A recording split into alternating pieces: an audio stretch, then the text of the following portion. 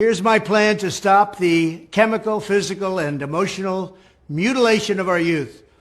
On day one, I will revoke Joe Biden's cruel policies on so-called gender-affirming care.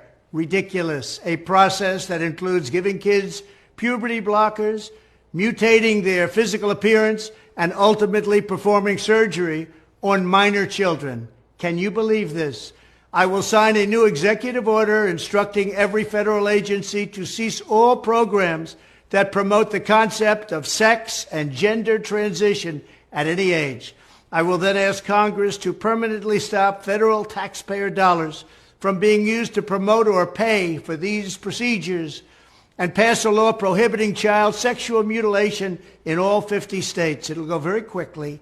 I will declare that any hospital or healthcare provider that participates in the chemical or physical mutilation of minor youth will no longer meet federal health and safety standards for Medicaid and Medicare and will be terminated from the program immediately. Furthermore, I will support the creation of a private right of action for victims to sue doctors who have unforgivably performed these procedures on minor children. The Department of Justice will investigate Big Pharma and the big hospital networks to determine whether they have deliberately covered up horrific long-term side effects of sex transitions in order to get rich at the expense of vulnerable patients, in this case, very vulnerable.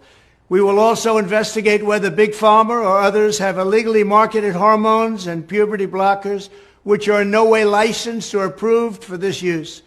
My Department of Education will inform states and school districts that if any teacher or school official suggests to a child that they could be trapped in the wrong body, they will be faced with severe consequences, including potential civil rights violations for sex discrimination and the elimination of federal funding.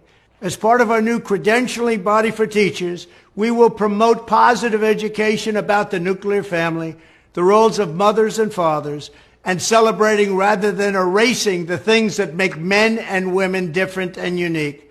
I will ask Congress to pass a bill establishing that the only genders recognized by the United States government are male and female, and they are assigned at birth.